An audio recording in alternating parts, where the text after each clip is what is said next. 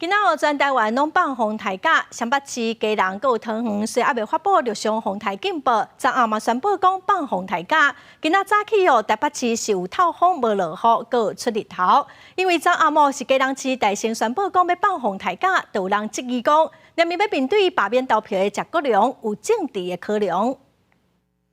双北、基隆、桃园初二放风台假一天，不过台北市一透早干那风无雨，还有出日。信义区街头有真侪民众排队等拉面店开店，一直讲想袂到会休假，好亲像是赚到同款。算烂，没有想象中的那么可怕。这样早上起来的时候，还是看到天气很好，就觉得今天的假是不是有一点就是突然掉下来的。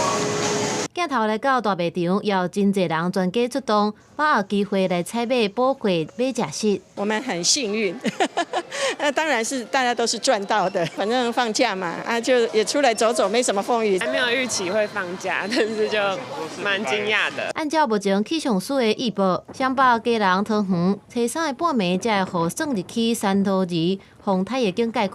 不过初二煞成放风台假。而且前一暗面临罢免危机的基隆市长陈国良，意思是抢伫台北、新北、桃园进前，提早宣布休假，互外界质疑讲，这届休假有政治的考量。跟几位市长亲自通过电话，大家决定后才各自去宣布。宣布的时间是会有先后，可是决策的时候是共同的。大家共商的平台会采取大家一致性的一个判断，就是依照我们既有的机制以及4县市大家共同的讨论来重整评估做出决定。双北基隆首长拢强调讲，今日休假是照相关的机制，而且4个县市是一日共同生活圈，休假嘛是4个人共同的决策，无政治的因素，也提醒民众过道会有大风雨。记者综合报道。